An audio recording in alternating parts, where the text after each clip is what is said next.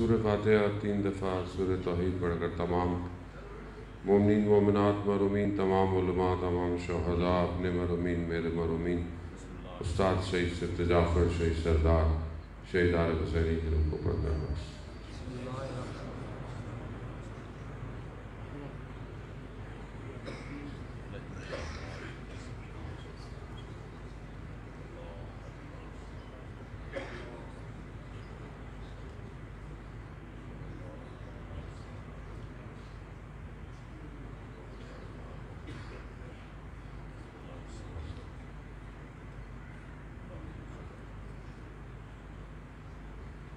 امام زمانہ کی سلامتی کے لیے ایک دفعہ صلوات پیش کریں۔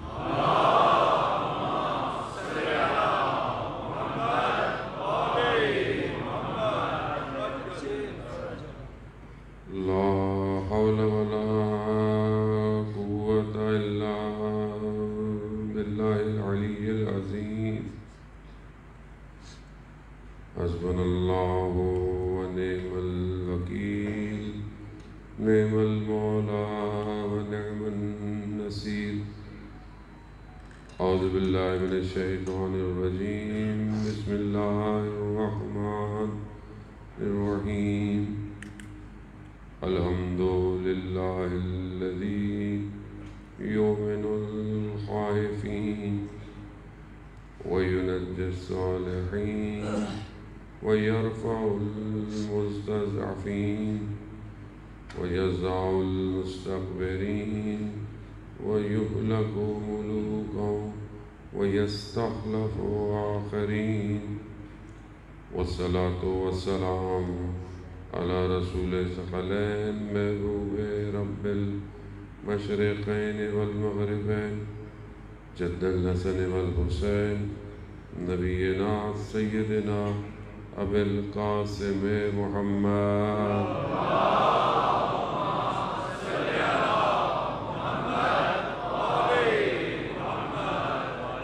وعلى آله الطيبين الطاهرين المعصومين لا سيما بقية الله في الأرضين روحي وأرواحنا لتراب مقدم الفداء ولعنة الله على أعدائهم أجمعين بسم الله الرحمن الرحيم رب اشرح لي صدري ويسر لي أمري واحلل عقدة من لساني يفقهوا قولي أما بعد فقد قال الله تبارك وتعالى في كتاب الحكيم والقرآن المجيد وما خلقت الجن والانس الا ليعبدون صلوات بھیجے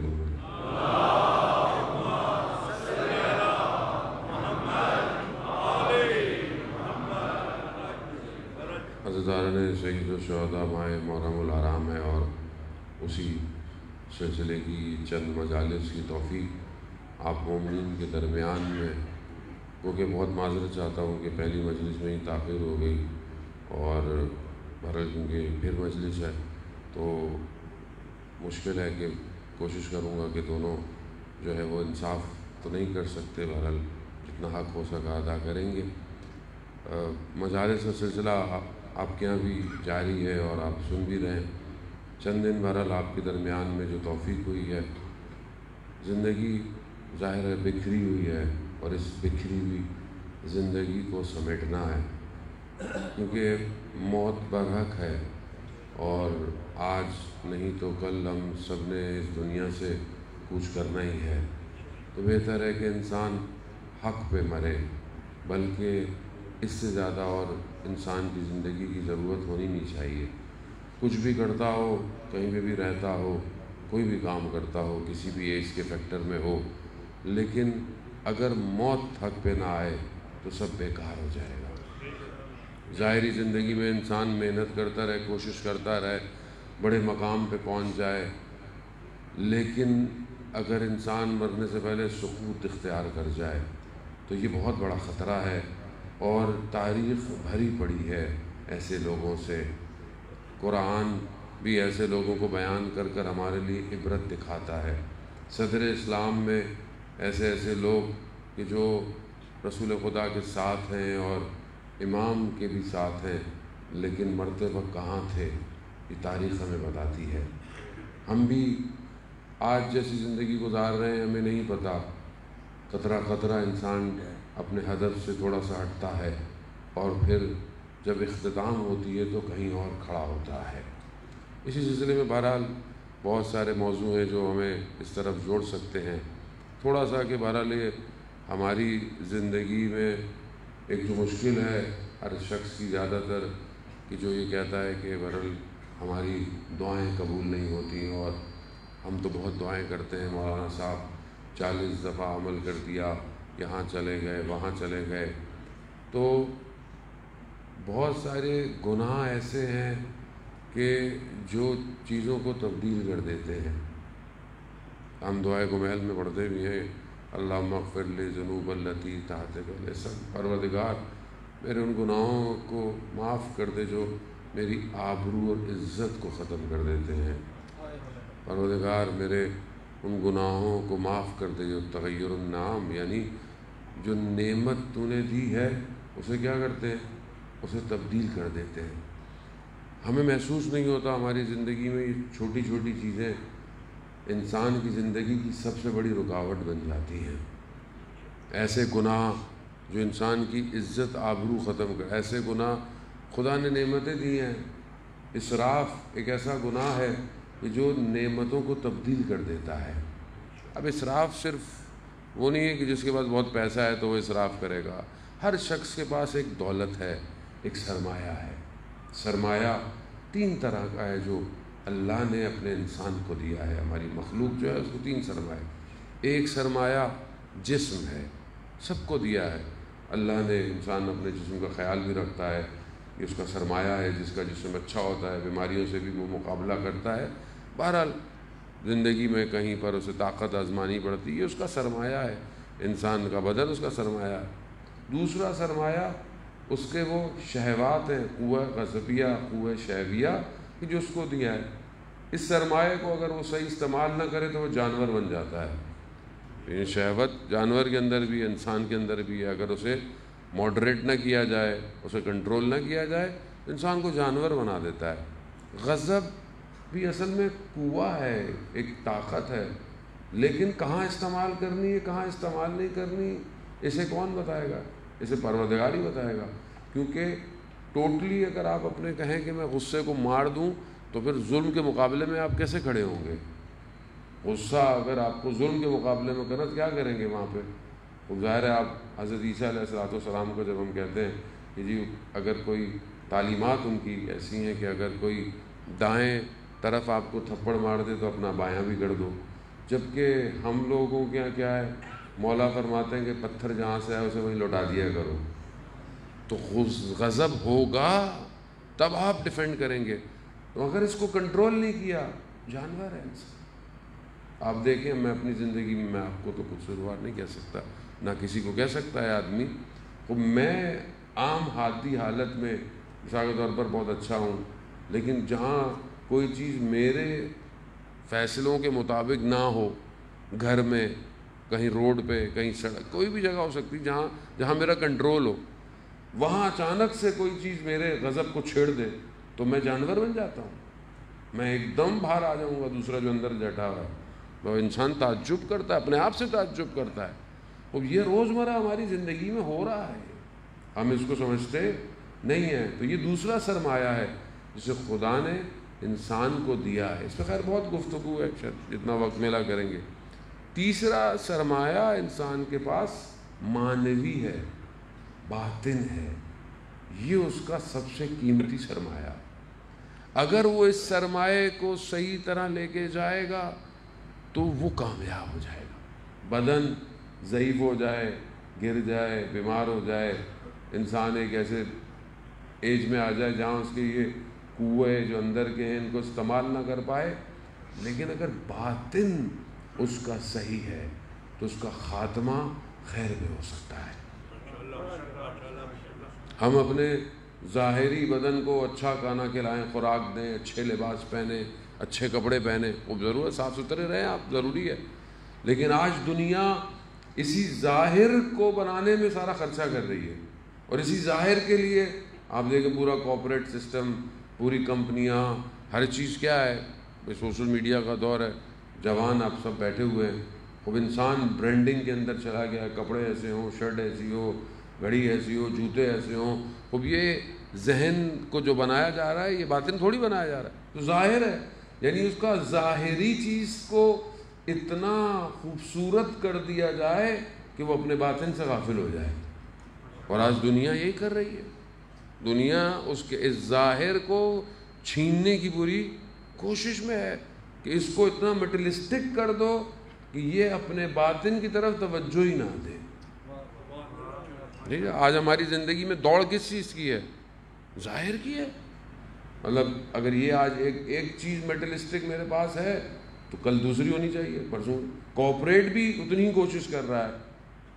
ابھی ایک سال یا 6 مہینے گزرتے نہیں نیا فون آ جاتا ہے. اب انسان کو ٹینشن ہوتی ہے اتنی مشکل سے تو اس کو خریدا تھا، اب اگلا کہاں سے خریدوں. اور ہیں بھی ایسے کیمرے اوپر نیچے کر دیتے ہیں، تصویر کھینچتے وقت بھی سامنے والا دیکھ لیتا ہے یہ تو پرانا والا ہے، نیا والا نہیں ہے. کمپلیکس، انسان کو مادے میں کمپلیکس ڈال دیا ہے. گھڑی آدمی پہنا ہوا اسمارٹ واچ کرے نہیں تو پرانا والا جنریشن، نیا والا نہیں ہے. کمپلیکس جوتا، اس کمپلیکس میں مادے میں پھنسا دیا ہے خاص طور پہ نئی نسل کو. اتنی کمپلیکس میں ہے کہ میں خود حیران ہوتا ہوں. بعض اوقات لوگ ہماری بھی تصویر کھینچتے ہیں جب، تو میں نے دیکھا وہ فلٹر کے ساتھ کھینچ رہا ہوتا ہے آدمی. اتنا کیا کمپلیکس ہے بھائی؟ جو حقیقت ہے وہی دیکھو. جو حقیقت ہے اس کو دیکھنے سے کیوں بھاگ رہے ہو؟ کیوں شرما رہے ہو حقیقت سے؟ اور یہ پھر ظاہر ہے، باطن تو خدا نے پردہ ڈالا ہوا ہے. اگر باطن آپ کے کیمرے پہ آ جائے آپ اپنے کیمرے کا اسکرین خود توڑ دیں گے. ایسی اجزانے محترم، جب ظاہر پہ ہم بھاگ رہے ہیں تو اصل جو ہے وہ اگر دکھا دیا تو کیا ہوگا؟ اصل سرمایہ یہی ہے. ہمیں اس پہ لگا دیا یہ گورا چٹا ہو جائے کسی طریقے سے، کیا ہوگا؟ کہاں جائیں گے؟ کس کو دکھائیں گے آپ؟ دھوکہ، فریب. بچوں کے ذہن کون بنا رہا ہے آج؟ اب یہ میڈیا بنا رہا ہے. اس کے اندر اس کو دیکھیں، اللہ نے جو اپنے ہادی بھیجے تھے وہ باطن کے سرمائے کو اوپر لے کے جانے کے لیے تھے. اللہ کے ہادی اس لیے تھوڑی تھے. اللہ کے ہادی کو مسئلہ نہیں تھا کہ رزق نہ ہو، برکت نہ ہو، کام نہیں کرو، کاروبار نہیں کرو، پھر سب کرو، لیکن اصل باطن تھا. اور باطن ہے. دنیا جو اس کے مقابلے میں آئی وہ کیا ہے؟ وہ فرعونیت، اہرام مصر، بڑی بڑی بلڈنگیں، سب کچھ. جب فرعون کو کہا کہ بھئی یہ موسیٰ کا رب کدھر ہے؟ کہا بہت اوپر ہے، عرش پہ. تو اس نے اس کو کہا تھا کہ ایک بڑی سی عمارت بناؤ. آپ کو پتہ ہے اہرام مصر ابھی آج تک سوچتے ہیں کیسے بن گئے. خوب انسان اس زمانے میں تھے کہ پتھر اتنے اوپر لے جاتے. انہوں نے بڑی کوشش کی، ایک بڑی اونچی بلڈنگ بنائی اور تھک گئے کہ انہوں نے کہا اتنی اوپر جا رہے ہیں نیچے کیسے آئیں گے؟ ہائبرنیٹ لفٹ تو ہوتی نہیں تھی اس زمانے میں کہ بٹن دبایا نیچے آ گئے. وہ اوپر جائیں گے نیچے اتریں گے کیسے؟ تو چھوڑ دیا. لیکن یہ بہت اوپر تک گئے. خوب یہ موسیٰ کے رب کو ڈھونڈ رہے تھے. رب بھی کہیں ہوتا تھوڑی ہے، رب تو ہر جگہ ہے. خدا کسی جگہ پہ قید تھوڑی ہے. وہ خدائی کیا جو مکان میں آ جائے. خدا خالق مکان ہے، خدا خالق زمان ہے. بچوں کے ذہنوں میں سوال آتا ہے اللہ کب پیدا ہوا، اللہ کب بنا، اللہ کہاں رہتا ہے. خوب اچھی بات ہے، بچوں کو ڈانٹنا نہیں. سوال تو بہرحال سوال ہے، لیکن ان کے جواب صحیح دینے چاہیے کہ بچے کا عقیدہ خراب ہو جاتا ہے. بچہ اسی عقیدے پہ پھر آگے بڑھتا ہے، پھر اس کی مشکلات ہیں. اور جانے مطلب اس سرمایے کو، یہ جو سرمایہ ہمارے وجود میں پروردگار نے ہمیں دیا ہے، اس کا سالم جانا کمال ہے. اگر یہ جاتے وقت گڑبڑا گیا بس یہی سی کی مشکل ہے ساری.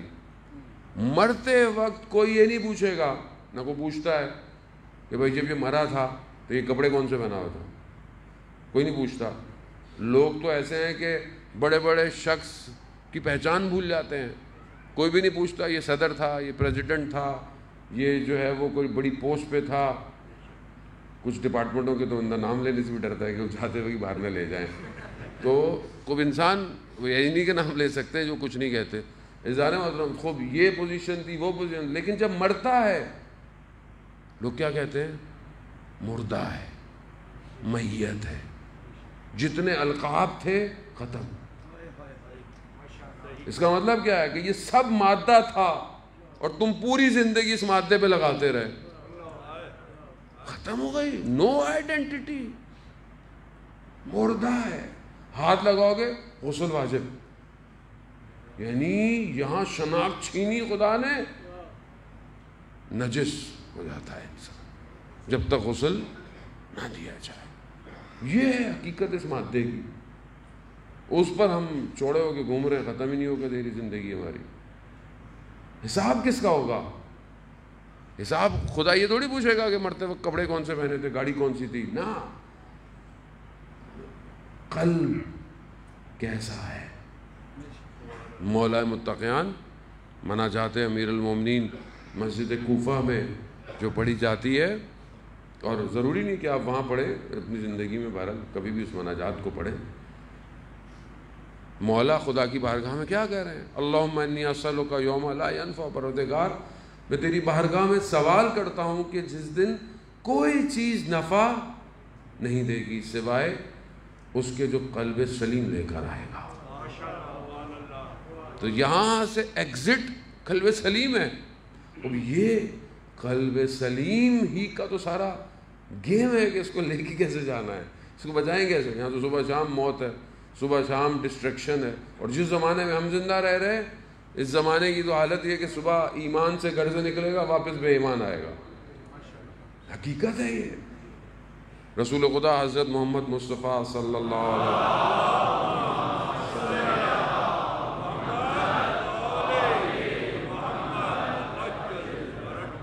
رسول خدا نے آخری زمانے کے بارے میں اپنے اصحاب کے کہا کہ ایک زمانہ آئے گا کہ امر بالمعروف کرنا، یعنی نیکی کی تبلیغ کرنا، نیکی کے لیے کہنا مشکل ہو جائے گا، یعنی آسان نہیں ہوگا. تو اصحاب نے کہا یا رسول اللہ ایسا زمانہ آئے گا؟ تو کہا کہ منکر کو روکنا مشکل ہو جائے گا، یعنی نہیں منکر کرنا مشکل ہو جائے گا. کہا یا رسول اللہ یعنی ایسا زمانہ آئے گا؟ کہا معروف، منکر جو ہے وہ معروف میں بدل جائے گا، یعنی برائی اچھائی ہو جائے گی. یا رسول اللہ. اور آج آپ کے سامنے آپ کسی کو نصیحت کریں، اب گھر میں آدمی نہیں کر سکتا، باہر تو دور کیا، تو اپنے بچوں کو، اولاد کو اب گھر میں کر کے دیکھ لیں آپ نصیحت. اور جو معاشرہ ہے اس میں برائی کرنے والا تو بڑے طریقے سے برائی بھی کرتا ہے اور دنیا کو بتا بھی رہا ہے. چوری کر رہا ہے دنیا کے سامنے، جھوٹ بول رہا ہے دنیا کے سامنے، بے حجاب، بے پردگی، بے ہودگی معاشرے میں، یہ تو اچھائی ہے. اور اسی معاشرے میں رہے ہیں آپ کے سامنے، اور کتنا انتظار کریں گے آخری زمانے کا. آج جو ٹی وی میڈیا میں ہو رہا ہے، نہ کہ باہر، یہیں پہ باہر تو چھوڑ دیں، یہاں برائی کرنے والا کھلے عام خوشی سے برائی کر رہا ہے. کلچر کے نام پر، ثقافت کے نام پر ماؤں بہنوں کو جو ہے وہ آپ دیکھیں کس طرح بے حجاب کیا جا رہا ہے، برائی کر رہا ہے، وہ کہہ رہے ہیں میں اچھا کام کر رہا ہوں. یہ زمانہ وہی ہے جس کے لیے اتنی حدیث و روایات ہیں. اس میں قلب کو بچانا بہت مشکل ہے. اور اگر خدا انسان پہ کرم نہ کرے، انسان نہیں بچ سکتا. تو یہاں تین طرح کی چیزیں، وقت بہرحال بہت تیزی سے آگے کی طرف. عزیزان محترم، پروردگار قرآن میں مختلف قصوں کو بیان کرتا ہے. تین چیزیں کہ جس کے لیے خود سید الشہداء بھی فرماتے ہیں، انسان یا تو رشد کرتا ہے، یعنی اوپر کی طرف جائے گا، آگے کی طرف بڑھے، یا پھر راکد ہے، رکا ہوا ہے، اور تیسرا منحوت ہے، یعنی حبوط، یعنی نیچے کی طرف گرا ہوا ہے۔ یہ تین چیزیں ہیں، ہم اپنی زندگی میں دیکھیں ان تین چیزوں سے خالی نہیں ہے۔ امام حسین علیہ السلام، اللہم صلی علی محمد، امام نے بعض خط لکھے لوگوں کو جو امام کے فرامین ہیں، اس میں امام نے کہا کہ میں تمہیں اس راستے کی طرف ہدایت دینا چاہتا ہوں تاکہ تم رشد کرو۔ جو امام کے ساتھ شامل ہو گیا وہ رشد کر گیا، جس میں سے بہترین مثال حضرت بر کی ہے، یعنی رشد کر گیا، یعنی آگے کی طرف نکل گیا۔ ایک راکد ہے، یعنی وہیں کھڑا ہوا ہے، نہ آگے جا رہا ہے۔ امام نے کئی لوگوں خط لکھے، کئی لوگوں بولا، نہ انہوں نے دشمن کا ساتھ دیا نہ امام کا، لیکن راکد ہونا مقدمہ ہوتا ہے گرنے کے لیے، یعنی انسان جب تباہی کی طرف گرے۔ کچھ لوگ تھے جو امام کو جانتے تھے، امام کو سمجھتے تھے، مگر امام کے مقابلے میں آ گئے۔ یہ تین طرح کے کردار ہیں جو کربلا کے آس پاس موجود ہے۔ ہم اپنی زندگی میں دیکھیں، ہم رشد کر رہے ہیں، راکد ہیں، کہ خدا نخواستہ نیچے گر رہے ہیں۔ قرآن سورہ اعراف میں غالباً آیت نمبر 176 میں پروردگار ایک قصہ بیان کر رہا ہے۔ حضرت موسیٰ علیہ السلام کا رشتہ دار لگتا ہے، بلم بعورا، بہت بڑا عالم ہے، ہاتھ اٹھاتا ہے دعا پوری ہو جاتی ہے، ہاتھ اٹھاتا ہے دعا پوری، مگر اپنے زمانے کے ولی کے مقابلے میں آ گیا، کس کے بہرحال کہتے ہیں اپنی زوجہ کے کہنے پر، دنیا کے کہنے پر، بہرحال آ گیا۔ قرآن اس کے بارے میں جو الفاظ کو استعمال کر رہا ہے جان محترم، ہمیں اس کو توجہ کی ضرورت ہے۔ بہرحال میں آپ کے سامنے آیت کا یہ پہلا حصہ پڑھ کر دکھاؤں تاکہ کلام الہی کو ہم سمجھنے کی کوشش کریں۔ پروردگار کہتا ہے کہ وَلَوْ شِئْنَا لَرَفَعْنَاهُ بِهَا، ہم چاہتے تھے کہ ہم اسے اوپر لے جائیں، رفعت دیں، ہم چاہتے تھے اسے اپنی آیتوں کے ذریعے سے اوپر لے جائیں، وَلَكِنَّهُ أَخْلَدَ إِلَى الْأَرْضِ، مگر وہ زمین پہ چپک گیا خود۔ قرآن ہے سارے ہوتا، ہم تو جو باتیں کریں ہوا میں بکھر جاتی ہیں، کلام الہی ہے۔ خدا کہہ رہا ہے کہ ہم اسے اوپر لے کے جانا چاہتے تھے، مستجاب الدعویٰ تھا، ہاتھ اٹھاتا تھا دعا پوری ہو جاتی تھی۔ اور یہاں ہم لوگ بعض کہتے ہیں ہماری دعا کیوں نہیں پوری ہوتی، ہماری دعائیں کیوں ہو جاتی ہیں؟ عزیزان محترم، کچھ گناہ ایسے ہیں کہ وہ دعاؤں کو آسمان سے نیچے پھینک دیتے ہیں۔ تردد الدعا، حدیث میں ایسی گناہ ہے جو دعاؤں کو واپس زمین پہ مار دیتے ہیں۔ آپ کرتے رہیں۔ ہمارے استاد کہنے لگے کہ خاتون میرے پاس آئیں، ان کی بیٹی جو تھی وہ بے حجاب تھی بہت، انہوں نے کہا کہ مولانا صاحب اس کو کریں، کہہ رہا اس کا اخلاق اتنا برا تھا، اس کے سارے کام غلط تھے۔ تو پھر وہ خاتون غصے میں کہنے لگی، آپ علماء حضرات کہتے ہیں کہ قبے امام حسین علیہ السلام کے نیچے جائیں اور دعا کریں، میں تو وہاں جا کے دعا کی ہے، دعا میری قبول نہیں ہوتی۔ تو استاد ہمارے کہنے لگے کہ میں نے خاتون سے کہا ایک پانی شیشے کی بوتل، اس کا ڈھکن آپ بند کریں اور اسے دریا میں پھینک دیں، اور کئی مہینوں تک وہ دریا میں پڑی رہے، تو کیا اس میں ایک قطرہ بھی اندر جائے گا؟ کہا خود عمل ایسے کیے ہیں کہ دعا پوری ہی نہیں ہوگی۔ وہ انسان ہوتا، پھر انسان خدا کی بارگاہ میں شکوے کرتا ہے۔ خود تو اپنا عمل دیکھے، خدا کہہ رہا ہے ہم اس کو اوپر لے کے جانا چاہتے تھے، رفعت دینا چاہتے تھے، مگر یہ خود زمین پہ چپک گیا۔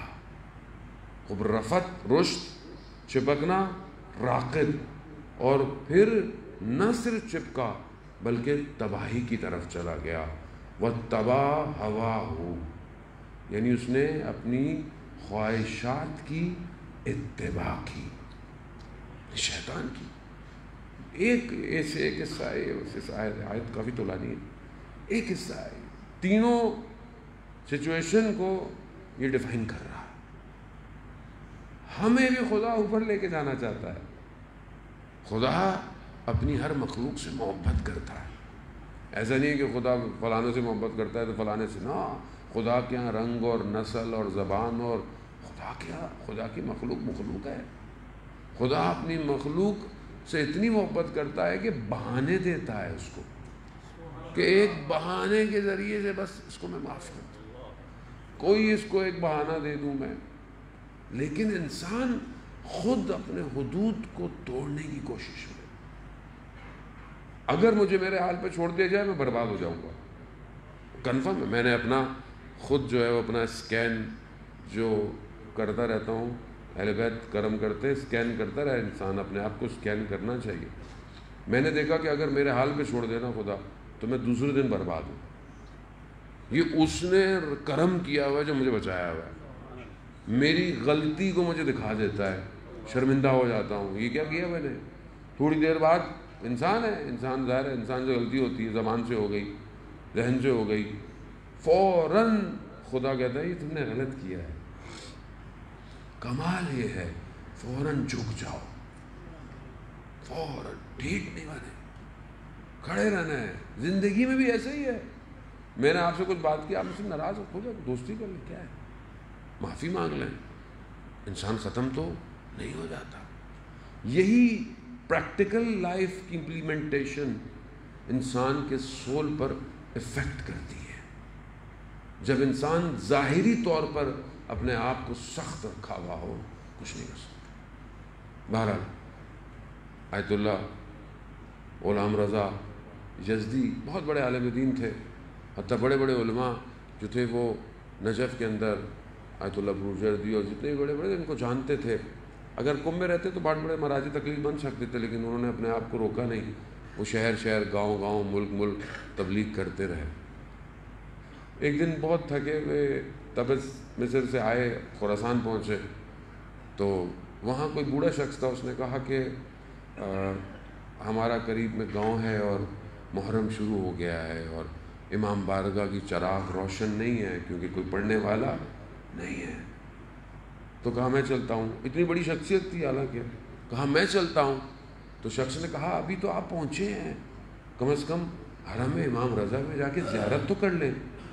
تو کہتے ہیں کہ امام رضا زائر زیاد دارت، یعنی امام رضا کے پاس زائر بہت ہیں مگر نوکر کم دارت، نوکر تھوڑے ہیں، میں نوکری کرنے جا رہا ہوں. پھر اگر زندگی رہی، وہ خاصیت اتنی تھی دعا. یزد میں اتنی بارش ہوئی مسلسل کئی دن تک، کہتے ہیں 3 دن، کہ زندگی مفلوج ہو گئی. جیسے ہمارے یہاں آپ کے سامنے اس ٹائم زار محترم، آپ یقین کریں اگر انسان کو احساس ہو جائے نا اپنی روٹی آدھی کر دے. اس ٹائم جو سندھ اور بلوچستان کے حالات ہیں آپ کو اندازہ نہیں ہے.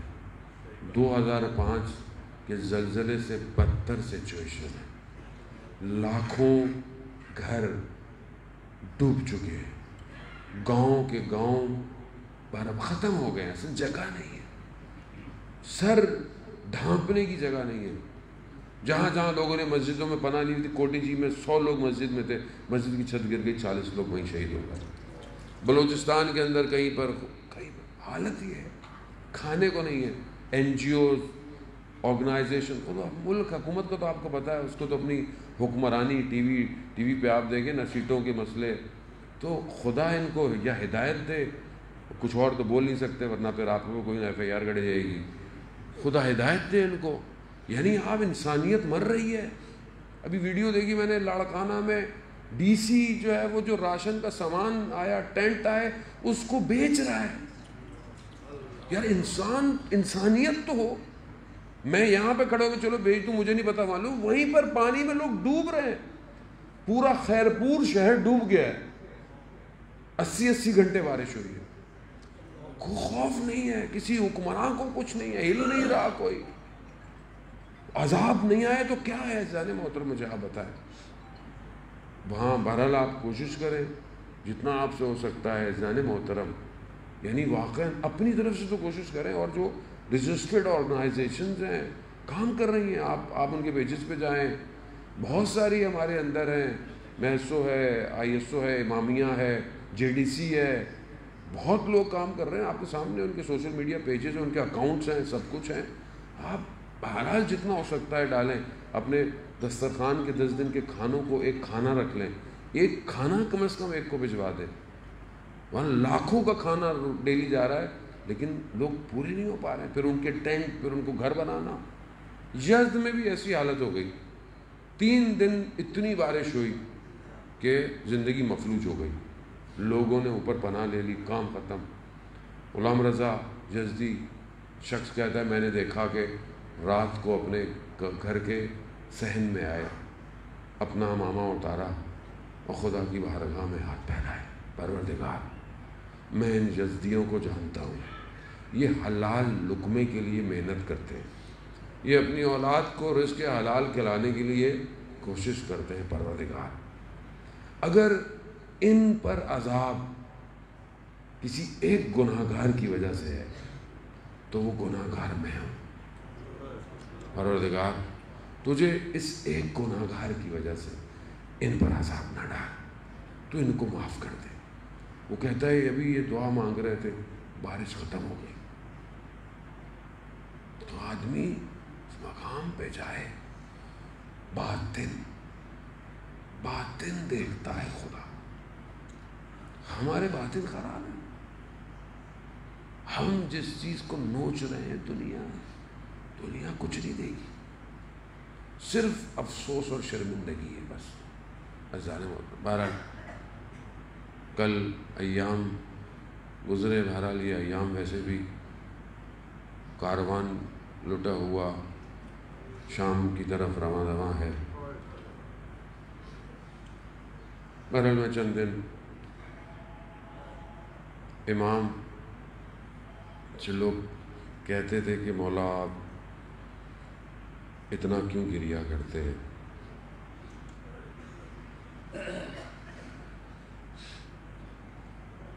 پینتیس سال 30 سال سے زیادہ کا عرصہ بہت ہوتا ہے مولا، بس کر دیں، کتنا روئیں گے. امام نے کہا، فرمایا کہ حضرت یعقوب کا ایک یوسف کھویا تھا. حضرت یعقوب جانتے تھے کہ حضرت یوسف زندہ ہے، مگر کیونکہ دور تھے گریا اتنا کیا آنکھیں سفید ہو گئی. میرے سامنے میرے 18 یوسف قربان ہو گئے.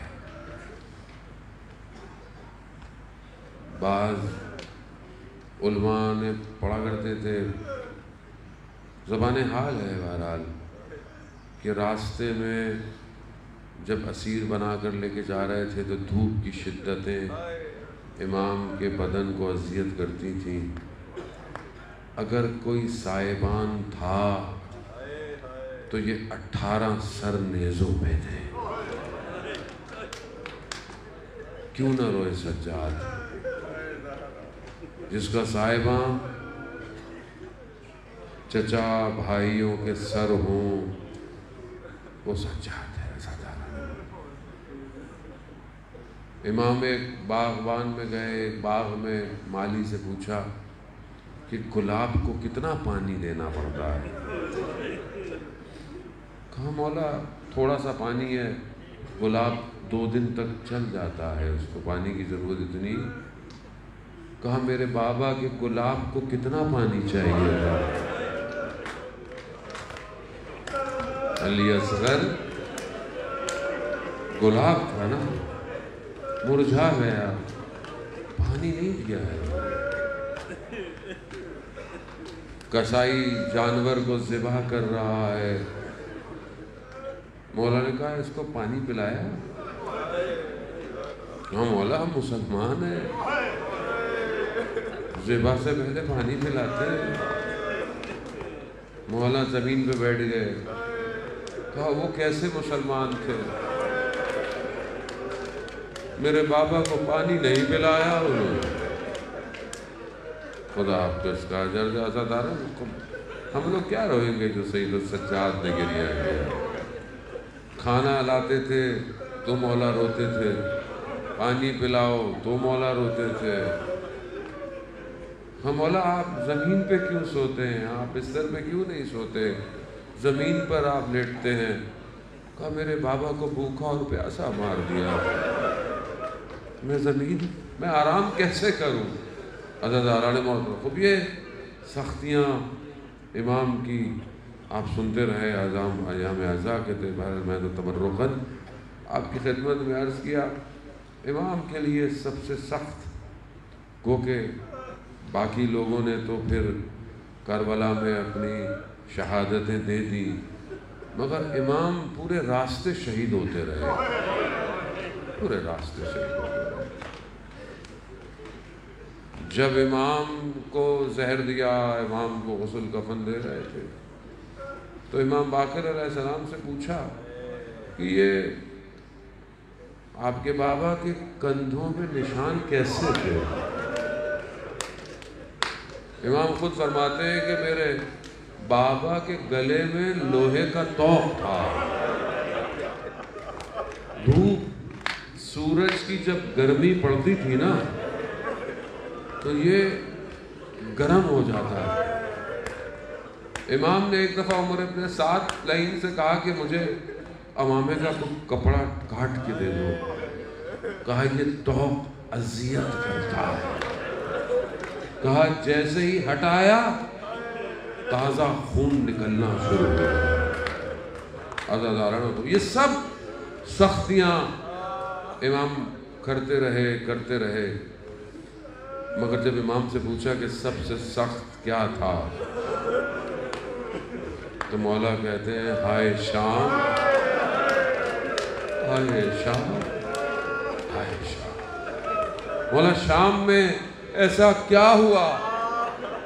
راوی کہتا ہے میں شام میں داخل ہوا، میں نے دیکھا لوگ رنگ برنگے کپڑے پہنے، عید کا سماں ہے، لاکھوں کی تعداد بیان ہوتی ہے کہ شام کے اندر میلہ لگا ہوا. اس نے کہا کوئی تہوار تو نہیں؟ پوچھا یہ کیا ہے؟ کہا کچھ باغی تھے مارے گئے اور کچھ کو اسیر بنا کے لایا ہے. عزاداران محترم، بس وہ کہتا ہے میں نے دیکھا، جب میں نے سر نیزے پر دیکھے تو میں نے کہا یہ تو جانے پہچانے چہرے ہیں. میں جیسے آگے جب میری امام کو دیکھا میں نے کہا مولا یہ کیا ہو گیا؟ امام نے کہا کہ کچھ پیسے ہیں جن کے ہاتھوں میں نیزے ہیں، ان کو دو اور ان سے کہو کہ آگے کی طرف جائیں تاکہ لوگوں کی نگاہیں میرے اہل حرم پر نہ پڑے.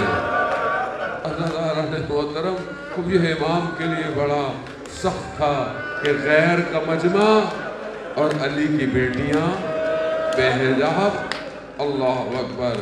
بس عزاداران محترم، جب 13 محرم کو اجازت امامت سے امام کو بلایا، امام آئے، ایک ایک کر کر امام نے دفن کیا سب کو.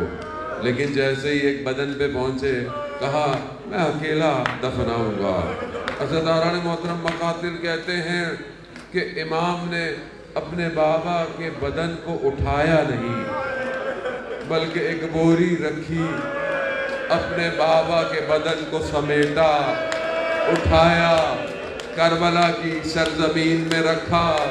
کہا تو کتنی خوش قسمت ہے، حسین ابن علی تمہارے درمیان میں ہے، کٹی ہوئی رگیں ہیں، سر نہیں ہے کہ روئے قبلہ کیا جائے. امام نے مٹی ڈالی ہے، پھر ٹوٹی ہوئی نیزوں اور تیروں کو ہٹانا شروع کیا. کہا مولا کیا ڈھونڈتے ہیں؟ کہا ایک کٹی ہوئی انگلی ہے.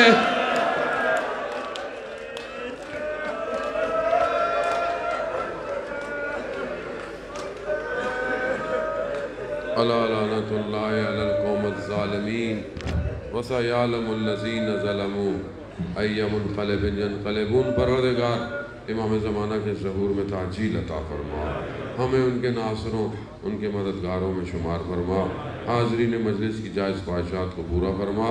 پروردگار خاص طور پہ یہ سیلاب میں آپ بھی کوشش کریں، باہر بھی انہوں نے امداد کے لیے باکس لگایا ہے، جتنا ہو سکے جہاں ہو سکے میں نے عرض کیا اس کو سنجیدہ لیں، اور بے شک اپنی ایک روٹی روز کی 10 دن تک حد اقل کم کر دیں، مگر ان سیلاب زدگان کی مدد کریں۔ پروردگار تو ہمیں اپنی مخلوق کی خدمت کرنے کی توفیق عطا فرما، یہ جو مشکلات ہیں ان مشکلات سے ہمارے وطن کو جلد سے جلد باہر نکال، ہمارے حکمرانوں کو ہدایت عطا فرما۔ اللہم ارزقنا زیارت الحسین فی الدنیا و شفاعتہ فی الآخرہ۔